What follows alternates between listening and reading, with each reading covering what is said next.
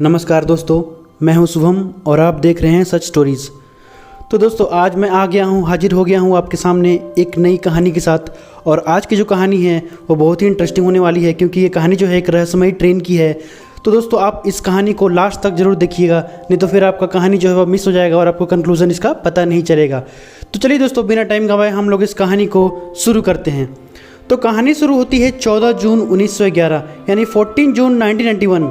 आज से करीब 110 साल पहले इटली के रोम शहर से एक जेनेटी नाम की ट्रेन चलती है।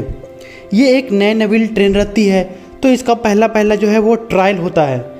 तो इसे पहली बार उस टाइम पे पटरी पर लाया गया।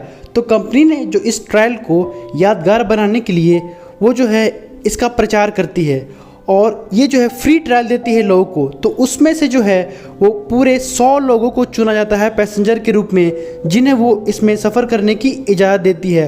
और उसमें खाना पीना सब कुछ जो था वो फ्री था, और वो जो है अपने गंतव्य तक जाने के लिए और वहाँ से वापस रोम तक आने के लिए सब कुछ फ्री था उसमें।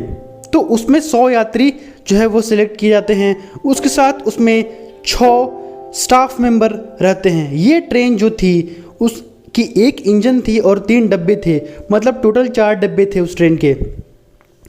तो ये ट्रेन नॉर्मल ट्रायल की तरह अपने जो है रोम के शहर से वो निकलती है, ठीक है। तो फिर ये ट्रेन जो है वो धीरे धीरे आगे चलने लगती है और सब कुछ नॉर्मल चल रहा था। ट्रेन के जो आसपास के नज़ारे थे बहुत ही अच्छा दिख रहे थे।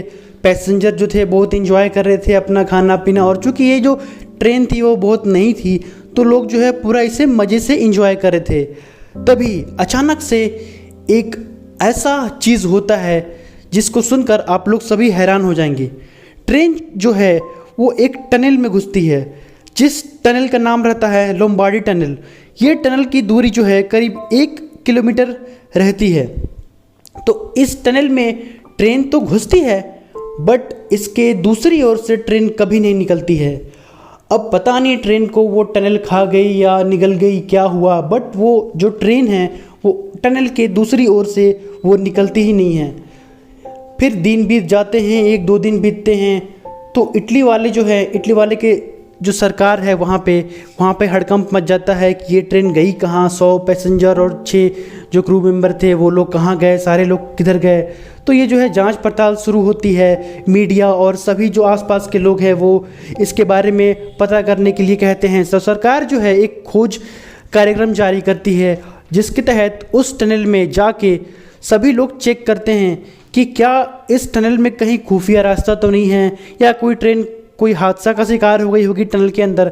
बट आप जानकर ये हैरान हो जाएंगे कि जब वो लोग जाते हैं टनल में देखते हैं कि कुछ नहीं है, ना ही कोई ट्रेन का कोई सबूत मिलता है, ना ही कोई ऐसी सुरंग मिलती है जो कहीं और जाके निकलती है।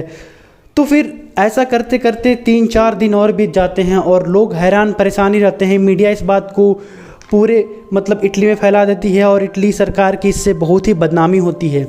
तभी अचानक 2 मैक्सिकन यात्री अचानक से निकल पड़ते हैं और वो मीडिया के सामने आते हैं और वो कहते हैं वो इसी ट्रेन में सवार थे।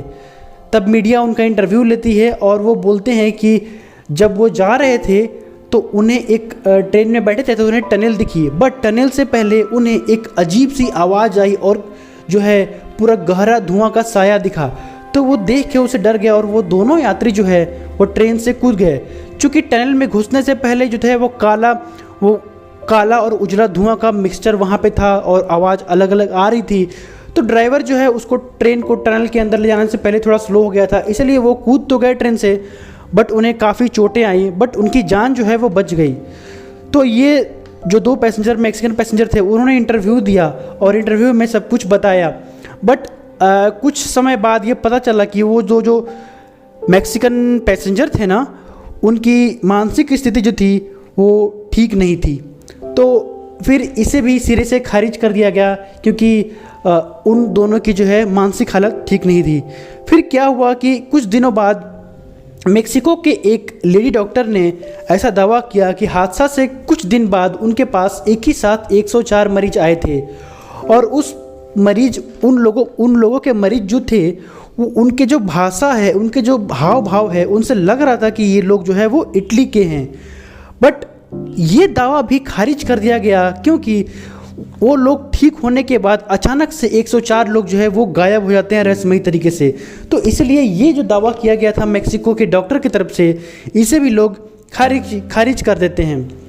तो होता ये है कि फिर समय बीत जाता है, ये ट्रेन का कुछ पता नहीं चलता है। फिर कहीं कहीं से अलग अलग देश से अलग अलग खबर आती है, जैसे कि रशिया से, रोमानिया से, जर्मनी से और इंडिया, मैक्सिको, ये सब देशों से खबर आती है कि इन देशों में जो है इस ट्रेन को देखा गया है। बट एक ऐसी जो है वो खबर आती है जिसे देखकर और जिसे सुनकर सभी लोग दंग रह जाते हैं। वो घटना थी यूक्रेन की। यूक्रेन के जावालिची स्टेशन पे अचानक से एक दिन रात पे एक ट्रेन आती है और वहाँ से गुजरती है। तो उस स्टेशन पे बस एक ही आदमी उस टाइम पे था और वो आदमी था स्टेशन मास्टर, जो कि उस स्टेशन का मास्टर था। तो उसने ये ट्रेन को देखा और वो हैरान हो गया कि ट्रेन जब उस स्टेशन से निकली और आगे जाके वो कहीं गायब हो गई। तो पहले तो उसे लगा कि ये मेरा वहम है, बट वो जब देखा तो उसे लगा कि नहीं, ये सच में हो रहा है।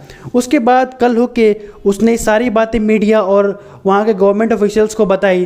गवर्नमेंट ऑफिशियल्स ने जांच खड़ी की और जांच की, बट बाद में पता चला कि जो स्टेशन मास्टर जगह का नाम बता रहा था, वहाँ पे जो है वो पहले से जो है एक कब्रगाह था। तो कब्रगाह में 2000 सैनिकों की जो है वो कब्र थी। तो फिर उसे भी खारिज कर दिया गया। और एक और घटना हुई उससे पहले 1840 में, मतलब जब ये हादसा हुआ उससे करीब 71 साल पहले मेक्सिको में ये ट्रेन देखी गई थी। तो ये भी एक तथ्य सामने आया था उस टाइम पे। तो दोस्तों, मुझे क्या लगता है कि ये ट्रेन जो है वो उस टनल, लोम्बार्डी टनल में घुसने के बाद किसी टाइम लूप में फंस गई, जिसके कारण जो है वो अलग अलग समय पे अलग अलग जगहों में दिखाई दी ट्रेन।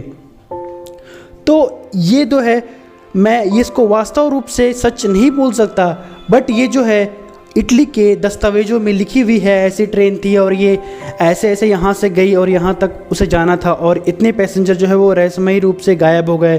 तो ये सारी घटना जो है एक रहस्यमयी घटना थी। और दोस्तों, आपको क्या लगता है? आप अपने राय जो है मुझे बता सकते हैं इस वीडियो की कमेंट सेक्शन में। तो आशा करता हूँ दोस्तों आपको आज की कहानी जो है बहुत इंटरेस्टिंग लगी होगी और बहुत ही अच्छी लगी होगी। तो इसी तरह अपना प्यार बनाए रखें इस वीडियो के लिए और हमारे चैनल के लिए। तो फिर आपसे मिलते हैं अगले हफ्ता शनिवार को फिर एक नई कहानी के साथ। तब तक के लिए आप खुश रहें, मस्त रहें और आपका दिन शुभ हो। नमस्कार।